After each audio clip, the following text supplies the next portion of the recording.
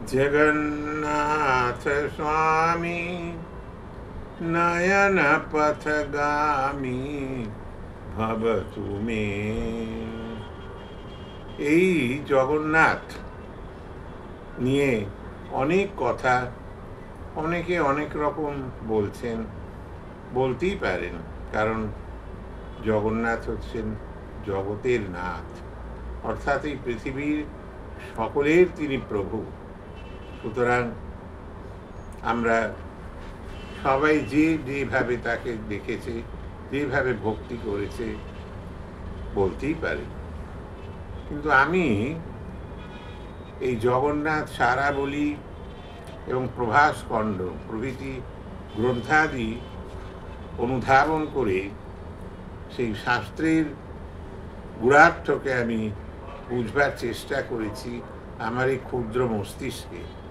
কারণ এগুলো বোঝা খুবই শক্ত। বাস্তবের সঙ্গে সেই আধ্যাত্মিক দর্শন সেগুলোকে মিশিয়ে ফেলার রাস্তা যে কোথায় আছে সেটা একমাত্র জগন্নাথ প্রভুর মধ্যেই রয়েছে, যার জন্যে আমাদের চৈতন্য মহাপ্রভু বাংলার তিনি তো স্বয়ং অবতার ছিলেনই। নারদীয় পুরাণে তার অবতারের কথা লেখাই আছে।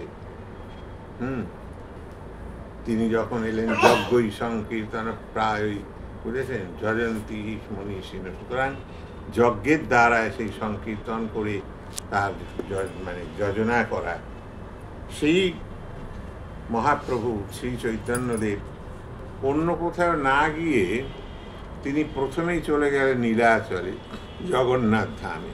কারণ সেখানে সচল ভগবান রয়েছেন, জীবন্ত। কেন জীবন্ত সেটা জানতে গেলে আমাদের চলে যেতে হবে সেই মহাভারতের অন্তিম পর্বে। হরিবংশ পুরাণ বলে একটি আছে, সেখানে দেখা যাচ্ছে যে একদা যখন মানুষ খুব রাজা হয়ে খুব আপারে উঠে যায়, তখন তাদের একটা সাধু সন্তদের নিয়ে একটা ব্যঙ্গ বিদ্রুপের ব্যাপার দাঁড়িয়ে যায়। সেই রকমই এই যদু বংশের সব ছেলেরা একদিন করলো কি, একজন সাধু বসে তপস্যা করছেন, তিনি একটি ছেলেকে মেয়ে সাজিয়েছে এবং একটা পেট বানিয়েছে। বানিয়ে সে নিয়ে গিয়ে বলছে যে বলুন তো এর কি বাচ্চা হবে। মুনি তখন চিন্তা করলেন, বললেন যে এর পেট থেকে একটি মুষল বেরোবে এবং এই মুষল তোদের সমস্ত বংশকে ধ্বংস করে দেবে। যাই হোক, তখন তারা তো সব কান্নাকাটি করতে লাগলো এবং সত্যি সেই ছেলেটির পেট থেকে একটি লৌহ মুষল বেরোলো এবং তখন তারা সত্যি ভয় পেয়ে গেল। তখন ওই মুষলকে তারা ধ্বংস করার জন্য চেষ্টা করতে লাগলো। সেই যমুনার তীরে প্রস্তরখণ্ডের ওপর অনবরত ঘর্ষিত হতে লাগলো সেই মুষল। ঘর্ষণ হতে হতে হতে হতে হতে হতে একদম ছোট্ট পাতলা একটুখানি খণ্ড রয়ে গিয়েছিল এবং সেই যে জলে সেই লোহার সেই রসগুলো মিলিয়ে সেইখানে নল খাগড়ার বন উৎপন্ন হয়েছিল।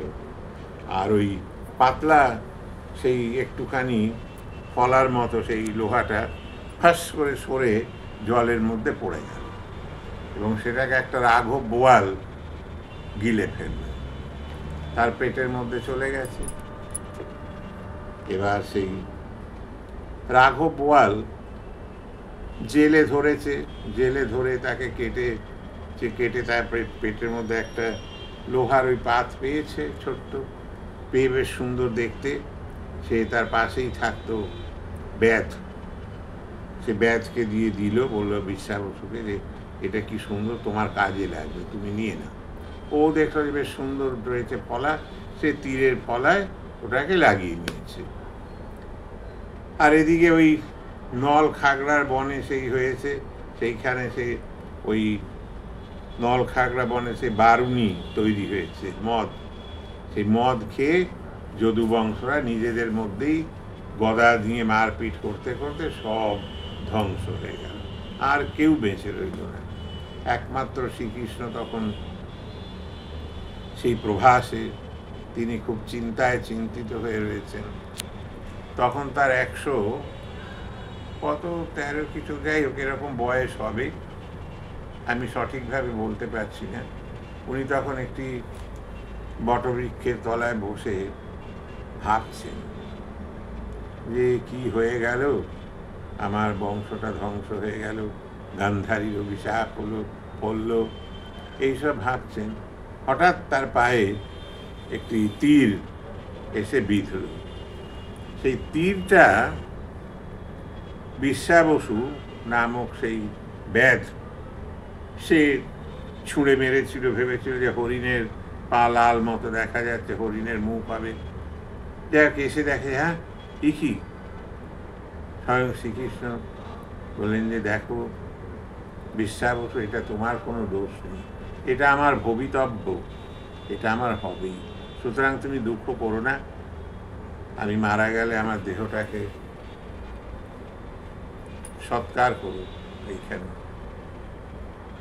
তখন বিশ্বাবসু কি করবে, আর সে তার দেহটাকে সৎকার করলো।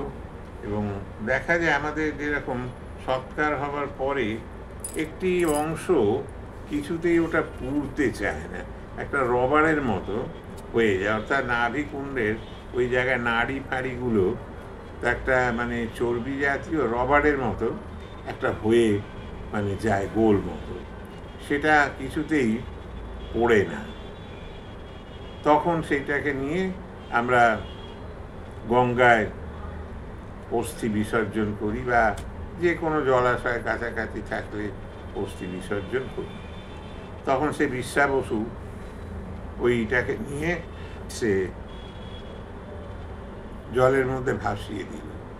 তখন দেখলো যে সেইখান থেকে একটা অপূর্ব জ্যোতি বেরিয়ে আসছে, এবং তখন সে বিশ্বাবসু ওই জ্যোতি ধরে ধরে ধরে ধরে ধরে ধরে ধরে ধরে তখন তো পদব্রজেই সবাই যাতায়াত করত, যেতে যেতে যেতে যেতে যেতে যেতে যেতে যেতে এই ঝাড়খণ্ড ভেতরে বনের কাছে সে নদী আটকে গেল, সেইখান থেকে ওটা তুলে নিল। এবং ওইখানে সম্বলপুর ওইসব জঙ্গল, তখন তো বিশাল জঙ্গল, তার ভেতরেও নিয়ে ওইটা চলে গেল, নিয়ে সেইখানে একটি গুহার মধ্যে ওটা রেখে পূজা অর্চনা করতে লাগলো।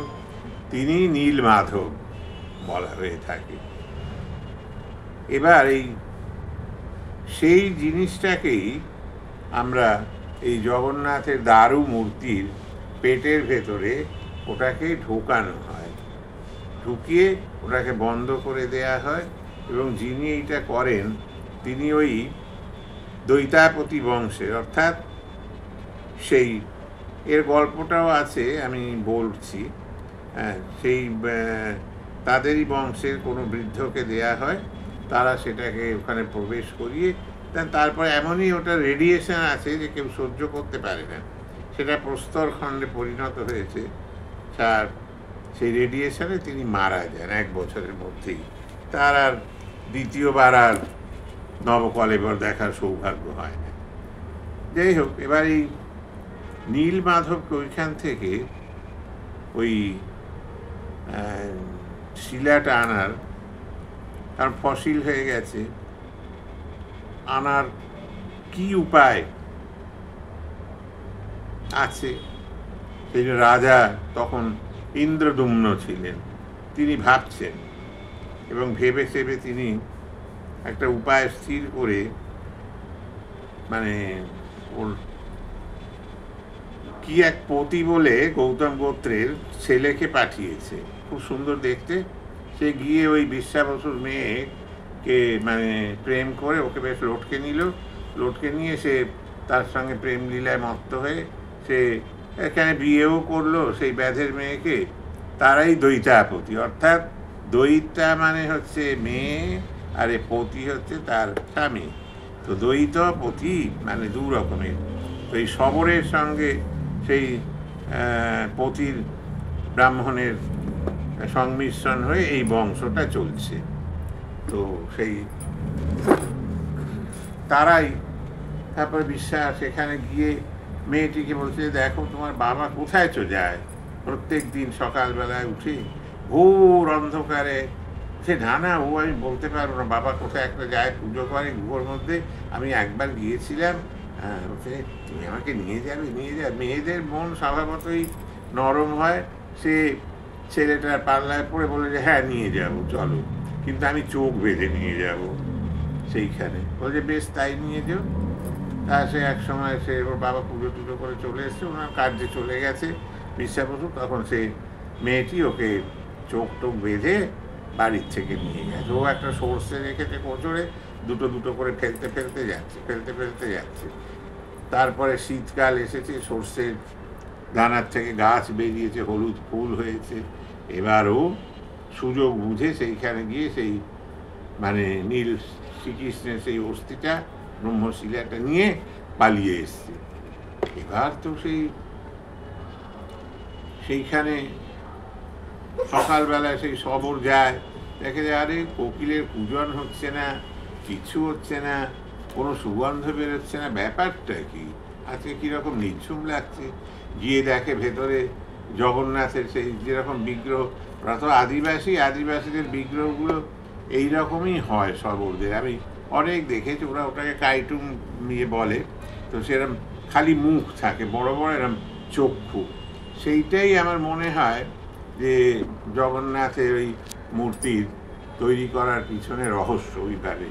না হলে কত কাঠের সুন্দর সুন্দর মূর্তি রাধা কৃষ্ণ এসব তৈরি হয়, কিন্তু সেই ওদের ওইটাই অনুসরণ করে ওই মূর্তিটা ওইভাবে তৈরি করা হয়েছে আমার মনে হয়, জানি না, কিন্তু অন্যান্য বইগুলো পড়ে আমি দেখেছি এই। তা সে এসেছেন সে তো বিশ্বাস বসু কাঁদছে, বলছে যে কী হলো আমার, কোথায় গেল প্রভু? বলছে দেখো তোমার কাছে তো তুমি তো আমায় রান্না করে ভোগ দাও না, তুমি এই কাঁচা ফল মূল দুধ মধু ফধু এইসব তুমি আমাকে খাও, আমার আর ভালো লাগছে না এইগুলো খেয়ে, অনেক দিন তো খেয়েছি, আমার এখন রান্না করা ভোগের খুব ইচ্ছে হয়েছে, তাই আমি পুরীতে ওইদিকে চলে গিয়েছি, তুমিও চলে এসো, তুমি ওইখানে সেবক হয়ে আমার থাকবে, প্রধান সেবক। যাই হোক ওইখানে দৈতাপতি বংশ আছে এখন, সে তারা সব প্রধান সেবক হয়ে ওইখানে থাকে, দেবতার আরাধনা ইত্যাদি করে। তা সেই জগন্নাথের এই যে আমি এই মূর্তিটা সঙ্গে আমি দেখলাম যে বহু সাদৃশ্য আছে। আমি ঝাড়খণ্ডে তারপরে চিত্রকূটে এইরকম দেখেছি যে একটি মুখ খালি রয়েছে, হাত পা সেরকম কিছু নেই, একটি আর বিশাল বিশাল চক্ষু। এই মূর্তির পরিকল্পনা এটা আদিবাসীর থেকেই এসেছে, এটা আমি মনে করি। এবং জগন্নাথই হচ্ছেন শ্রীকৃষ্ণ, এটা ঠিকই। শ্রীকৃষ্ণ পরম ব্রহ্ম, সর্বকারণ কারণম। শাস্ত্রে বলা হচ্ছে যে কৃষ্ণই হচ্ছেন পরম ব্রহ্ম, ইনি সব কিছু কারণের কারণ, সুতরাং তার উপরে আর কিছু নেই। যত কিছু আমরা দেখি সবই তার মানে বিভূতি। সুতরাং শ্রীকৃষ্ণ জগন্নাথ বটেই, এবং সেইখানে তার ভেতরে জগন্নাথের শ্রীকৃষ্ণের দেহাস্থি তার ভেতরে রয়েছে। এই জন্যে এটা খুবই জীবন্ত এবং জাগ্রত। জগন্নাথ পূজা আমরা সব অনেকেই করি, কাঠের তৈরি মূর্তি, মাটির তৈরি মূর্তি, কিন্তু সেই জিনিসটা যেটা পুরীতে আছে, সেই জিনিস, সেই অনুভূতি, সেই দিব্য অনুভূতি কদাপি পাওয়া যাবে না। আমি সেখানে গেছি তখন, এখন হয়তো বহুত ব্যারিকেড তৈরি করে দিয়েছে, ঢুকতে দেবে, আমরা একদম সিঁড়ি দিয়ে নিচে নেমে সেই রত্নবেদী যেটা আছে 1 লক্ষ শালক গ্রামের উপরে বসে আছেন উনি, সেইটাকে আমরা পরিভ্রমণ করতাম। সে তখন ওই পাণ্ডারা সব বলতো যে আউ আউ আউ কুঞ্জগলি কুঞ্জগলি ঘুরিলেও সে আমরা সে কুঞ্জগলি পরিক্রমা করতাম। সে এক মানে মনে হতো যেন বৃন্দাবনে শ্রীকৃষ্ণকে আমরা পরিক্রমা করছি। সুতরাং কৃষ্ণই জগন্নাথ এবং জগন্নাথই শ্রীকৃষ্ণ, কারণ শ্রীকৃষ্ণের ওপরে কেউ নেই, আমরা এটা বলব। সুতরাং নমো ব্রহ্মণ্য দেবায় গো ব্রাহ্মণ হিতায় জগদ্ধিতায় কৃষ্ণায় গোবিন্দায় নমো নমঃ। এর জন্যে আমাদের মানে অনেক আমি সেই জঙ্গলে জঙ্গলে ঘুরেছি, এইসব কাইটুমগুলো, ওরা কাইটুম বলে, এগুলো দেখেছি, এবং সে বিরাট বিরাট মুখ, বিরাট বিরাট চোখ, এবং তাদের এই আচার আচরণ প্রভৃতিও দেখেছি, সেগুলোর সঙ্গে যথেষ্ট মিল আছে। আর বিশ্বা বসু সেইটাকে পুজো করতো বলে আমরা সবর তাকে আমরা এখানে গ্রহণ করা হয়েছে। জগন্নাথের প্রভাবে সেও ব্রাহ্মণ হয়ে গিয়েছে, তার জন্যে কোনো অসুবিধা নেই। প্রভু যাকে কৃপা করেন, চণ্ডাল পিরিজর শ্রেষ্ঠ হরিভক্তি করার বলছে যে হরিভক্তি হলে সেও শ্রেষ্ঠ, যার জন্যে মহাপ্রভু সেইখানে অবস্থান করেছেন 18 বৎসর, এবং তিনি নিত্য তার দর্শন আরতি সবই করতেন, পূজা করতেন তার, এবং সেইখানে তিনি উড়িষ্যাকে মাতিয়ে দিয়েছিলেন কীর্তনের রঙ্গে। যাই হোক, এই বলে আমি আজকে আমার বক্তব্যটি শেষ করলাম। জগন্নাথের আপনারা আর অনুসন্ধান করবেন, এবং মহাপ্রভু এই যে অন্তর্ধান হয়ে গেল হঠাৎ, কি করে হলো সেটা নিয়ে আমি অনেক অনুসন্ধান করেছি, অনেক পুস্তকাদি অবলোকন করছি, বহু শাস্ত্র অবলোকন করছি। তাই এই নিয়ে আমি একটা আলোচনা পরে আপনাদের জানাবো। নমস্কার।